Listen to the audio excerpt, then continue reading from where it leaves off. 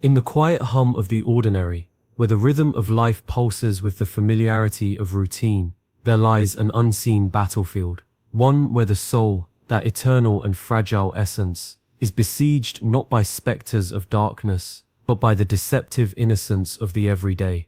It is here within the unremarkable corners of existence that Edgar Cayce, the famed sleeping prophet of the early 20th century, warned of a silent erosion, a creeping theft so subtle that its victims rarely perceive the loss until it is too late. His readings, delivered in a trance-like state that bridged the veil between the seen and the unseen, revealed a chilling truth: the greatest dangers to the soul are not the dramatic temptations of legend, but the mundane traps woven into the fabric of modern life. Cayce, a man whose visions spanned millennia, and whose insights were sought by kings and commoners alike, spoke of the soul as a delicate flame, one that could be dimmed not by a single violent gust, but by the slow, suffocating accumulation of dust. His readings, meticulously documented in over 14,000 transcripts, painted a portrait of spiritual vulnerability that defied convention. The threats he described were not the monstrous sins of ancient law, but the quiet compromises of contemporary living, the unexamined habits, the unquestioned distractions, the invisible chains that bind the spirit to the material, without so much as a whisper of warning.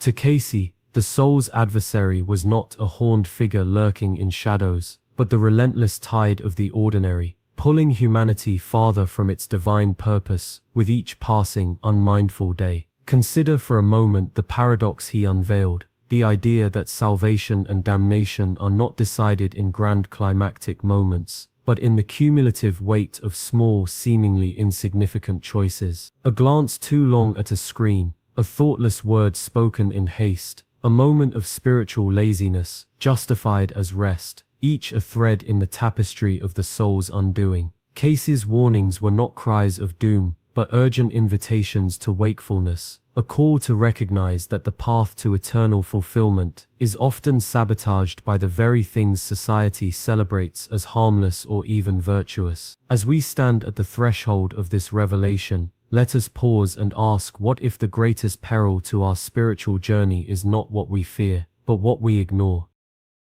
What if the soul's salvation depends not on avoiding the extraordinary evils of the world, but on mastering the ordinary moments that shape our days? The answers, as Cayce's readings suggest, lie not in the distant heavens but in the quiet, unexamined spaces of our own lives, waiting to be uncovered before the theft is complete. The first trap: distraction. How the clamor of the modern world dulls the soul's vision, long before the glow of screens illuminated every waking hour. The ancient mystics warned of a silent thief, one that does not strike with force but with persistence. Edgar Cayce in his readings spoke of distraction as the first and most insidious of the soul's adversaries, a force that does not destroy outright but erodes, slowly and imperceptibly, the capacity for divine connection. It is not the dramatic temptations of legend that pose the greatest threat, but the ceaseless hum of the ordinary, the notifications, the endless scroll, the relentless demand for attention that leaves no room for the stillness in which the soul speaks. History bears witness to civilizations that crumbled not from invasion alone, but from an internal fracture, a turning away from the sacred toward the superficial. Consider the Roman Empire in its twilight, where the once disciplined minds of senators and philosophers grew dull with spectacle. The Colosseum's roars, the excesses of bread and circuses, these were not mere entertainments, but distractions by design, tools to pacify a population and divert them from deeper truths. The soul, Cayce reminded, thrives in contemplation, in the unbroken gaze upon the eternal. Yet when the mind is perpetually scattered, when the spirit is fed a diet of fleeting stimuli, it forgets how to listen.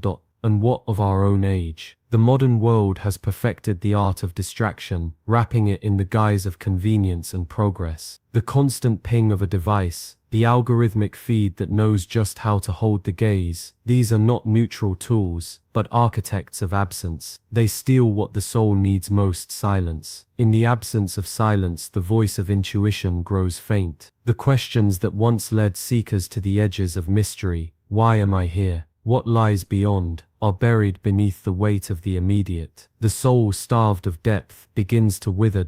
Yet Cayce's readings offer not just warning but a path. He spoke of the necessity of withdrawal, not from the world entirely, but from its noise.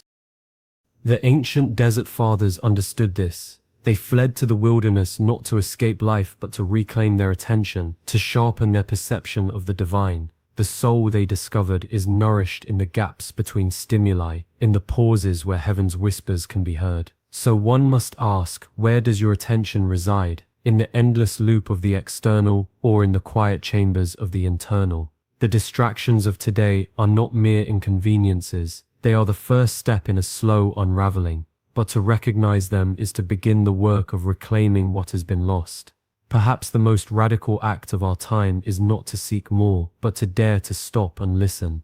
And so we arrive at the second of Edgar Cayce's revelations, a trap so insidiously woven into the fabric of modern existence that its tendrils coil around the soul before one even recognizes its presence.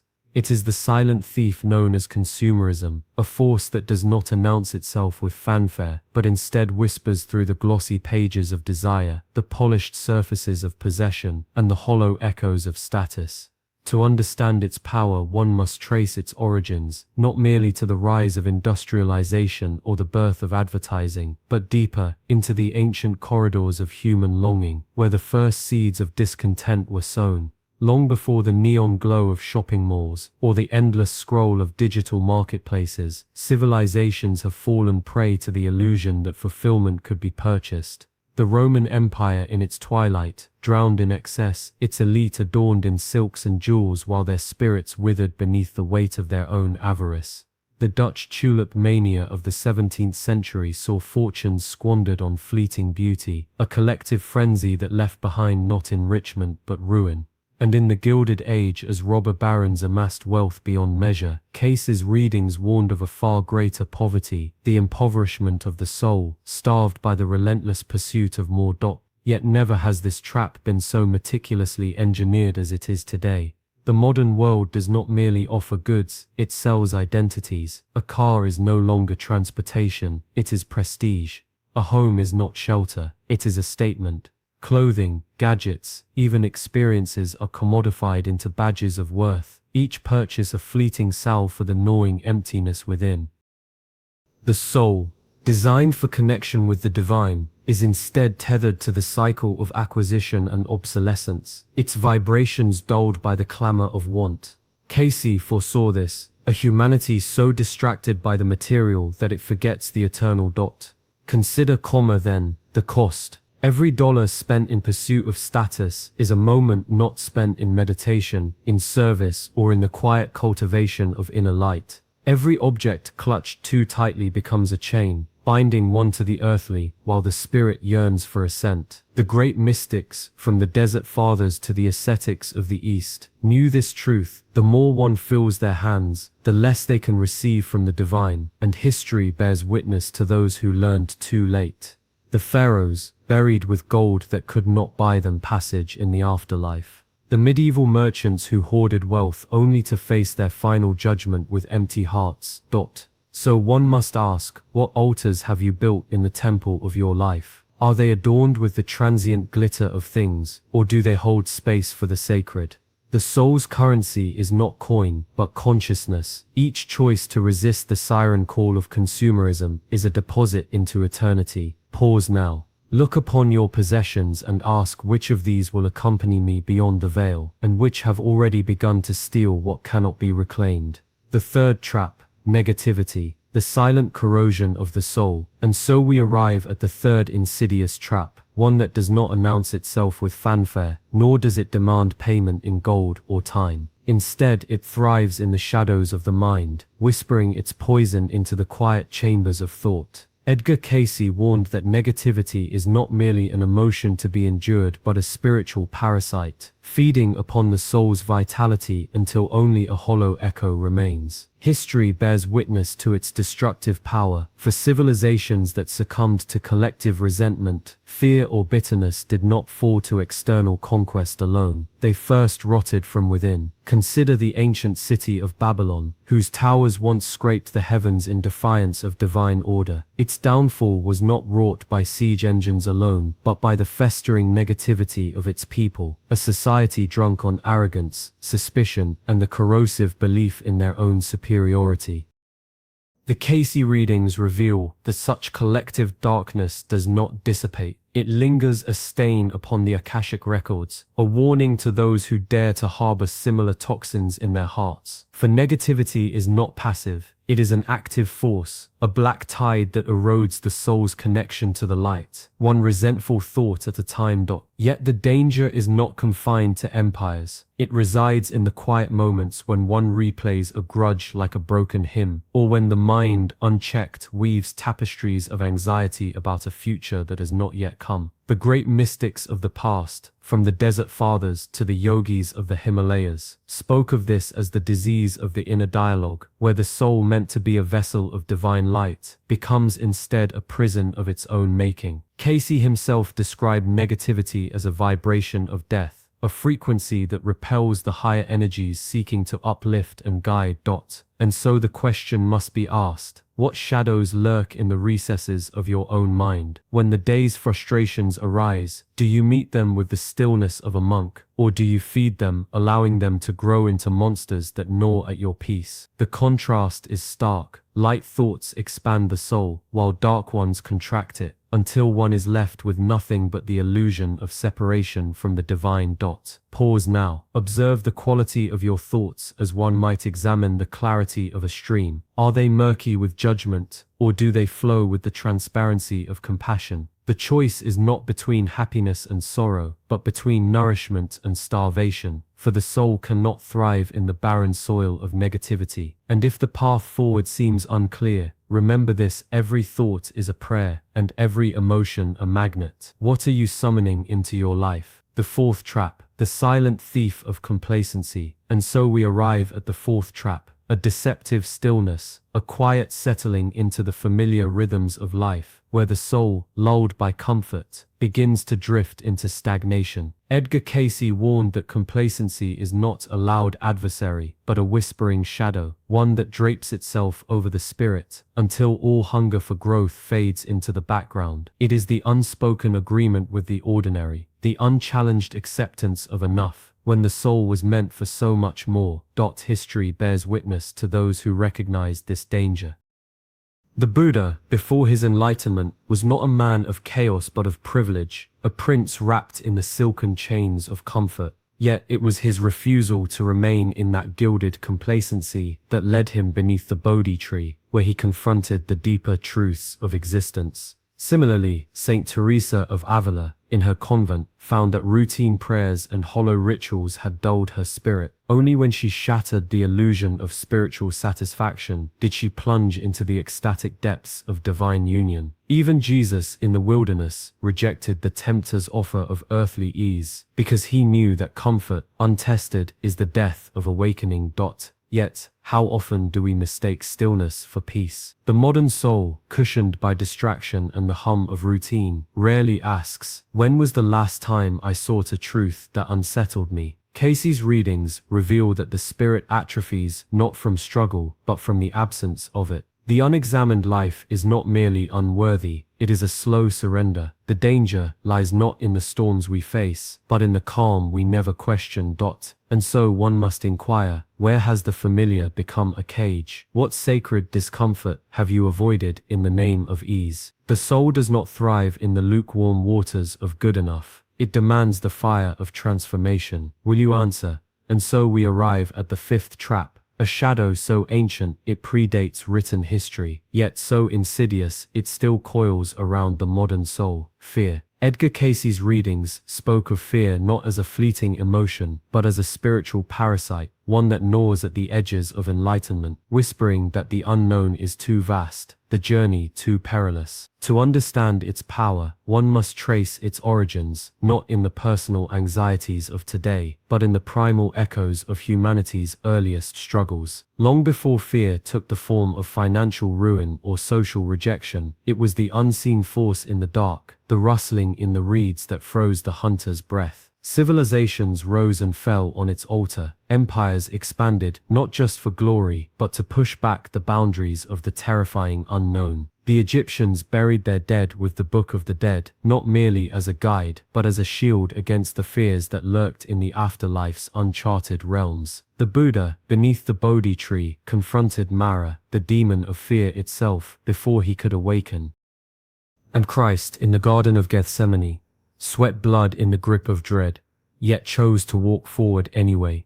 Fear, says, true danger lies not in its presence, but in its ability to halt the soul's ascent. It is the invisible chain that binds one to the familiar, the comfortable, the safe, even when safety is merely the illusion of stagnation. The mystics knew this well. Rumi wrote of fear as a veil over the heart, obscuring the divine light that waits beyond. The Hindu scriptures speak of Abhinivsha, the fear of annihilation, as the deepest rooted affliction, clinging to the soul like barnacles to a ship's hull. And Cayce himself warned that fear, unchecked, does not merely hinder, it rewrites destiny. It convinces the spirit that its smallness is its truth, that retreat is wisdom, that silence is survival. Yet history's great souls, those who touched the hem of the infinite, did so, not by avoiding fear, but by walking through it. Consider, then, the fears that haunt your own threshold. Is it the fear of failure that keeps you from the path less traveled? The fear of judgment that muffles your truth? The fear of loss that makes you cling to what no longer serves your growth? These are not mere emotions. They are spiritual tests, disguised as instincts. And here lies the revelation. Fear is not the enemy. Unquestioned fear is. The soul's journey demands not the absence of fear, but the courage to name it, to stare into its hollow eyes, and to step forward anyway. The alchemists of old spoke of turning lead into gold, but the greater transmutation is this: taking the raw, trembling energy of fear and forging it into the sword of discernment, the shield of faith. Let this be the moment you ask, what would my life look like if I no longer allowed fear to edit my choices? The answer waits in the space beyond the hesitation, in the first step, the unspoken word, the risk that feels like folly until it becomes freedom. The soul does not seek a life without fear. It seeks a life where fear is no longer the author of its story. And that, perhaps, is the most shocking reading of all. And so we arrive at the seventh trap: isolation. A silent thief that does not announce its presence with fanfare or fury, but instead slips into the soul like a creeping shadow, dissolving the bonds that sustain it. Edgar Cayce warned that the soul, though eternal, is not meant to walk alone. It thrives in communion, in the sacred exchange of energy between kindred spirits. Yet modern life has perfected the art of separation, building walls where bridges once stood, replacing shared hearths with hollow screens, and convincing the weary traveler that solitude is strength. But history whispers a different truth. Consider the Essenes, that ancient brotherhood of the Judean desert, who understood that spiritual awakening was not a solitary endeavor but a collective flame. Their communities were woven with rituals of shared silence, shared labor, shared wisdom, each act a thread binding them to one another and to the divine. Their scrolls speak of a truth. Cayce echoed that isolation is the first step towards spiritual atrophy. Or turn to the medieval Beguines, mystic women who defied the church's demands for cloistered seclusion, instead forming vibrant urban communities where prayer and service flowed like living water. They knew, as Cayce did, that the soul starves when cut off from the nourishment of others' light. Yet the peril of isolation is not merely historical, it is immediate. The modern epidemic of loneliness is not just an emotional crisis, it is a spiritual one. When the soul retreats into itself, it loses the mirror of relationship, the friction of love that polishes its edges. The unchecked mind, left to its own devices, becomes a labyrinth of echoes, where fears amplify and purpose dissolves. Cayce's readings are clear. The soul's growth is stunted in isolation, for it is through others that we encounter the divine in its most tangible form. The touch of a hand, the shared breath of laughter, the silent understanding between hearts. And so one must ask, where are your mirrors? Who reflects your light back to you, not in flattery, but in truth? When was the last time you sat in a circle, not of pixels but of presence, where souls could breathe as one? The danger is not in being alone, but in believing you must be. The remedy is not in crowds, but in connection, intentional, vulnerable, sacred. For the soul does not fear solitude, it fears irrelevance, and irrelevance is the child of isolation.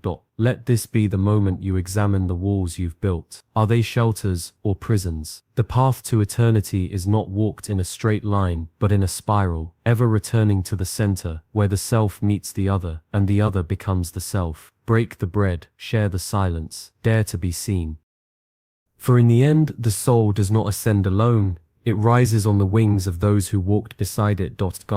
And so we arrive at the seventh and most insidious of the traps, a force so silent in its approach that it is often mistaken for innocence itself, ignorance. Not the ignorance of facts or figures, but the willful or passive blindness to the spiritual dimensions that govern existence. Edgar Cayce's readings warned that ignorance is not merely an absence of knowledge, but an active shadow that obscures the soul's vision, leaving it vulnerable to the currents of unseen forces. It is the quiet erosion of awareness, the unquestioned acceptance of the material as the only reality, the dismissal of whispers from the divine as mere superstition. History bears witness to the devastation wrought when entire civilizations turned their backs on spiritual wisdom, mistaking enlightenment for the mere accumulation of earthly power. Consider the fall of the Library of Alexandria, not just as a loss of scrolls but as a symbolic immolation of collective wisdom. When the flames consumed those ancient texts, they did not merely destroy ink and parchment, they severed a lifeline to the sacred knowledge that had once guided humanity's understanding of the soul's journey. The dark ages that followed were not dark for lack of sunlight, but for the absence of spiritual illumination. Communities that had once thrived on the interplay of mysticism and reason now stumbled in the fog of dogma and fear, their souls starved for the nourishment of higher truth. Cayce's readings suggest that such periods of spiritual famine were not accidents of history, but consequences of a willful turning away from the light of gnosis, the divine knowledge that connects all things.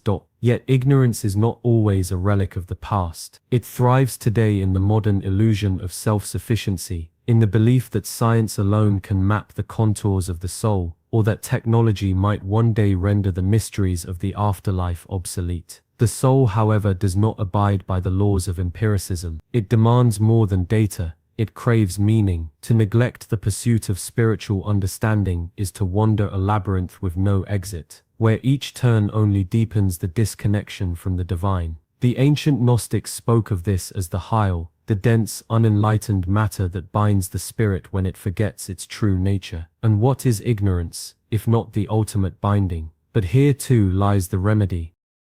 For ignorance is not an irreversible fate, it is a veil that may be lifted. The seeker who turns toward the light, who questions not just the world but their own place within it, begins to dissolve the shadows. Cayce's readings emphasize that the soul's liberation starts with a single deliberate act, the choice to know, to study the sacred texts not as relics, but as living maps, to engage with the wisdom of those who have walked the path before, to sit in stillness and listen for the voice that speaks beyond words. The antidote to ignorance is not mere information, but wisdom, the kind that transforms, that awakens, that reminds the soul of its eternal nature. And so the question lingers, suspended in the space between what is seen and what is felt. What will you choose to see? The traps of the everyday are cunning, but they are not invincible. The soul that seeks will always find, and in that seeking the chains of ignorance begin to fall away, one link at a time. The interwoven labyrinth. how the 7 traps conspire against the soul. And so the tapestry unfolds. 7 threads, each deceptively simple, weaving together into a veil so dense it obscures the very light of the soul. Edgar Cayce, in his readings, did not merely warn of isolated dangers but revealed a system, a hidden architecture of spiritual erosion where each trap reinforces the next, creating a labyrinth from which few escape unscathed. Consider the ancient Gnostics who spoke of archons, forces that thrive in the shadows of unawareness, feeding on the soul's distraction. These traps are their modern equivalents, not demons with horns but habits with smiles, routines with reassurances, and comforts that whisper, "You are safe here. Stay." The first trap, materialism, dulls the senses, making the soul heavy with the weight of possessions, yet it is the second distraction that ensures one never looks up to notice the chains. Together they form a prison of the ordinary, where the mind is too cluttered to question, too exhausted to seek. Then comes the third, the illusion of control, a gilded cage where the ego, flattered by its own plans, forgets the divine current that moves beneath all things. History bears witness. Empires crumbled not from external siege alone, but from the slow rot of internal delusion. Leaders so convinced of their own mastery they failed to see the cracks in the foundation. But the fourth trap, emotional stagnation, is where the soul begins to starve. A heart that refuses to feel, whether through fear, bitterness, or numbness, becomes a desert, and in that aridity, the fifth trap takes root, the rejection of synchronicity. The universe speaks in signs, in whispers, in the sudden alignment of events that defy coincidence. Yet a soul ensnared by cynicism or rigid logic turns away, calling it chance, dismissing the hand of the divine. The sixth, spiritual complacency, follows like a shadow. Why seek when one already believes they know? The Pharisees of old were not godless men. They were men who mistook ritual for revelation, who held the map but never looked at the sky. And then the seventh, ignorance. Not the absence of facts, but the refusal to see. It is the thread that binds all others, the darkness that lets them fester. A soul unaware of its chains will not struggle against them. The great library of Alexandria did not burn in a day. It was the slow neglect, the assumption that knowledge would always be there, that left it vulnerable to the flame. So too with the soul. Yet Cayce's readings did not end in warning. They were a call to awakening. The traps are interconnected, yes, but so too are the antidotes. Knowledge dissolves ignorance. Presence shatters distraction. Surrender undoes the illusion of control. And love, true, active love, melts stagnation, opens the eyes to synchronicity, and turns complacency into sacred curiosity. The path is not in fleeing the world, but in seeing it anew. Let this be the moment the veil parts, not through fear, but through the quiet power of a soul that chooses, day by day, to step beyond the ordinary. The labyrinth has an exit. Will you take the first step?